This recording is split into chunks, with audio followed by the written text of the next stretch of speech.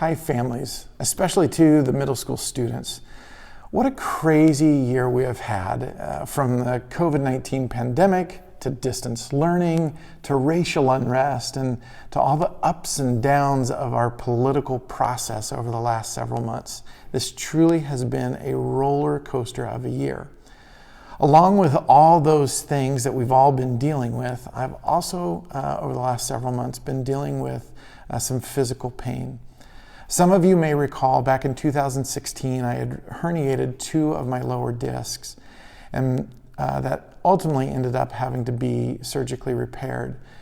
Also, back in 2007, I had herniated one of my lower discs as well that also had to be surgically repaired. Fast forward to this summer, I began to have that same sensation in my right leg and in my lower back.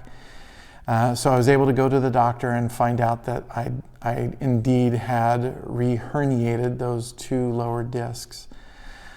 And in this process, the pain has continued to increase, and the medication only helps and only brings down that pain just a little bit.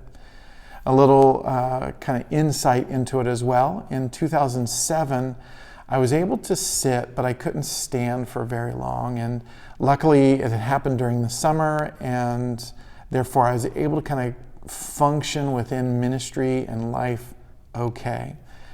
Well, back in 2016, I could stand, but I couldn't sit. And so I could, again, kind of function within ministry and life somewhat decently.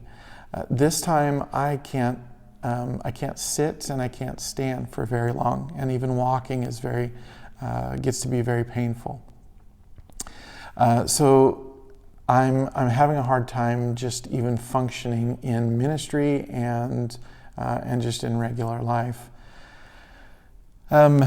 But also, not only is there the physical side, but it's beginning to take a toll mentally as well. I just can't rest and I can't recuperate like I have been in the past. And I put on a good game face for videos and when you see me at church to kind of I just try to get through it. And it's gotten to a point where I just can't anymore. And so through conversations with Brandon and our leadership team here at church, they have granted me an extended leave of absence. Now, what does that mean? That means starting November 25th through the end of this calendar year, I am going to be on an extended break. I'm going to use that time to rest, to truly lay on the couch, lay on my bed, maybe a recliner for a little bit, and I'm going to read. I'm going to just pray. I'm going to listen to worship. I'm going to just seek God. And again, truly use that time to heal and again, rest. Also, hopefully in that time, I will have surgery, but we just don't know yet. Now, what does that mean for you guys? Well, for middle school students, again, we just want to encourage you to connect with our Eat, Play, Pray. That's for all families, for all students.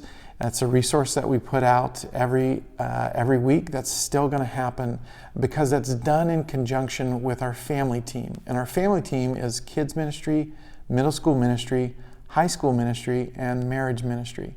And so again, every week we put out that Eat, Play, Pray resource, and that's going to continue to happen. We want to encourage you to continue to do that.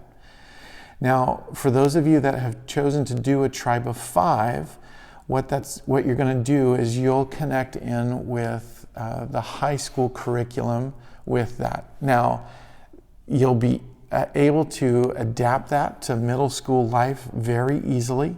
And Pastor Jared will continue to do that. He'll continue to put that out. It too goes along with the sermon series. And here soon, we're about to kick into an Advent series, which would be pretty cool to just kind of dive in and go a little bit deeper with. All other kind of ministry questions or just gathering of information, you can talk with Tish Stage. You can call into the church or even email Tish. She can get you the answers, and if she doesn't know the answers, she will know who to direct them to. So ultimately, over the next several weeks, not much will change as far as ministry that goes out and ministry that you receive.